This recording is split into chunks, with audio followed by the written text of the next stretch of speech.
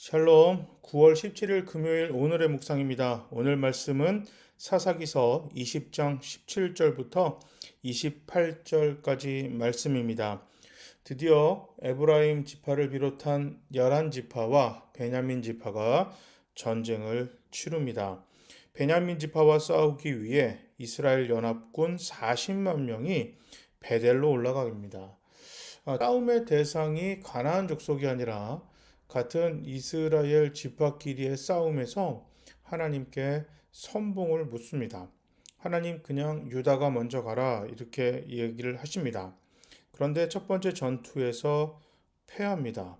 두 번째 날 베냐민 사람들과 전쟁을 하고 1만 8천 명이 죽습니다.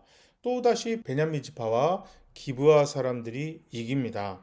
자, 이 두 번째 전쟁에서 패하고 나서 이 사람들은 주저앉아서 울고 금식합니다. 그리고 번제와 화목제를 드립니다. 그 전까지는 베냐민과 전쟁을 하는 것이 옳은가, 그리고 또 이것을 어떻게 처리했으면 좋겠는가에 대해서 그들이 하나님께 질문을 하고, 이런 끔찍한 일이 도대체 이스라엘 안에서 왜 벌어졌는지 스스로를 돌아보고 회개하고 화합하고 기도하는 장면이 아니었습니다. 이미 정해놨어요. 답을 정해놓고 누가 올라가서 베냐민과 싸울까요?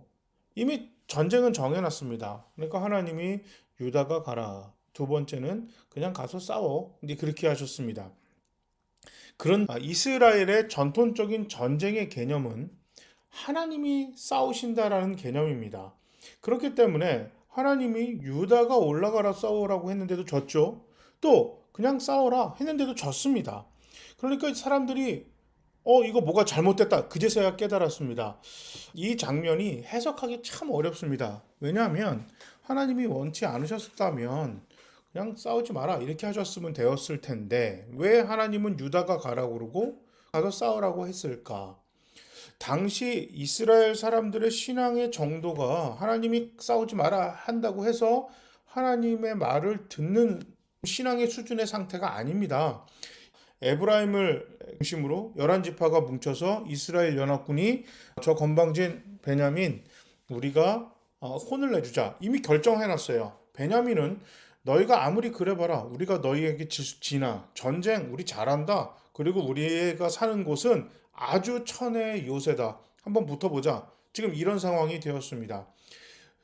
전쟁을 하는 것도 잘못됐지만 그 전에 이미 레위인은 첩을 두고 그리고 사람들에게 그냥 뭐 내 첩 마음대로 해라 그러고 밤새 잘 자고 그리고 뭐 사람들은 막 그 남자들을 겁탈하겠다는 얘기를 그냥 그 공공연히 하고 돌아다니고 그런 불량배들을 전혀 제재하거나 벌을 주지 않는 신앙 상태입니다.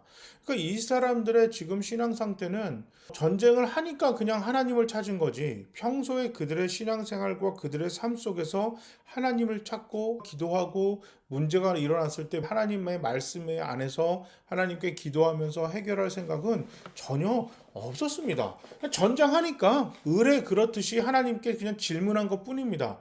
하나님이 대답하지 않으셨어도 이들은 전쟁을 했을 겁니다. 자, 그래도 하나님께서 막으셔야 되지 않으셨을까?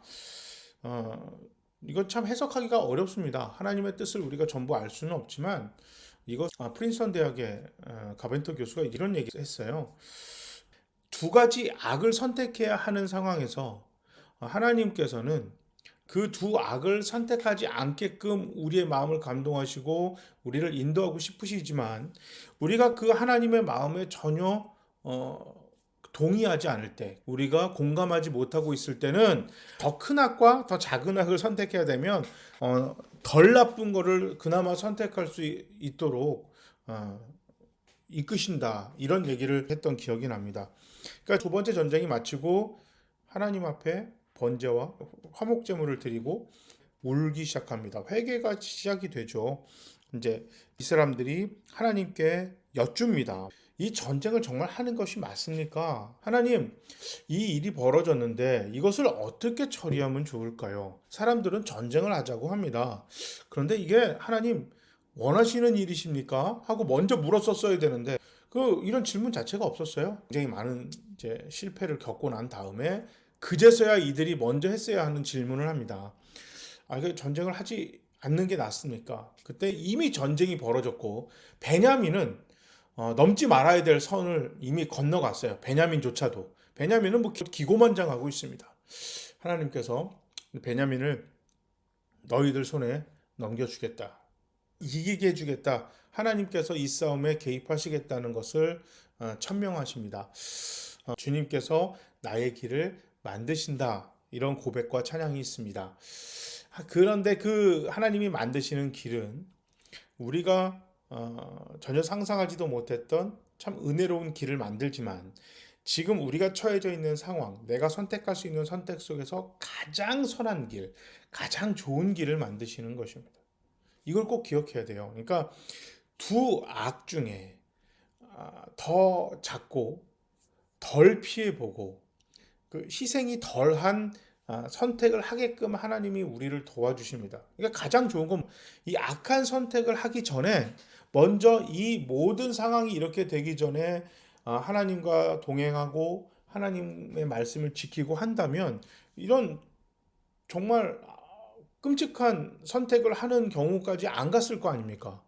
그죠? 그런 참 안타까운 상황까지 갈 수밖에 없는 상황 속에서 그래도 기도한다면 하나님께서는 그 중에서도 최선의 길을 우리에게 허락하실 것입니다.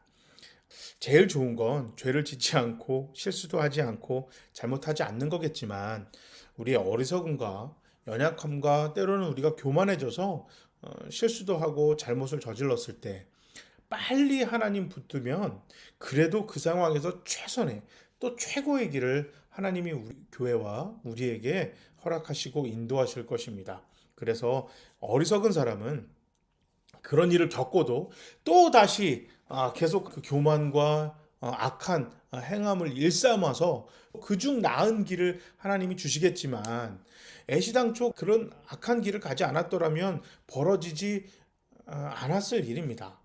지혜로운 사람이 돼서 끔찍한 일이 벌어지기 전에 교회답게 하나님의 백성답게 잘 살아야겠습니다.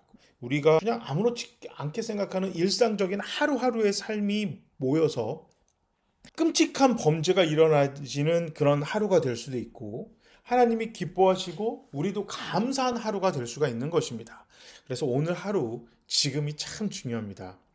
저와 여러분 우리 모두가 오늘 하루하루 열심히 또 성실하게 하나님이 기뻐하시는 하루를 살아야겠습니다. 하나님 앞에 기쁘고 행복하고 감사한 날이 될 수 있도록 오늘 하루 우리가 열심히 살아야겠습니다. 자, 우리에게 한번 기도하겠습니다. 하나님 아버지 감사합니다. 우리의 모든 가는 길을 하나님께서 인도하시고 우리가 기도할 때마다 하나님께서 도와주십니다. 우리가 처한 상황에서 가장 최선의 최고의 길을 주님이 주십니다. 우리가 오늘 하루의 삶이 우리가 어떤 선택을 하고 어떻게 살아가냐에 따라서 같은 하루인데 감사한 하루가 될지 슬픈 하루가 될지 악을 행하는 하루가 될지 하나님이 기뻐하시는 선을 행하는 하루가 될지 우리가 선택하는 결정에 달려있음을 깨닫고 하나님 말씀으로 하나님이 기뻐하시는 뜻으로 매일매일 바로 지금을 살아갈 수 있도록 성령님 도와주시옵소서. 예수님 이름으로 기도합니다. 아멘. 우리 금요일 이제 잘 보내시고 이제 다음 주 추석입니다. 추석 연휴에는 오늘의 묵상이 없습니다. 오늘도 승리합시다. 모두 샬롬.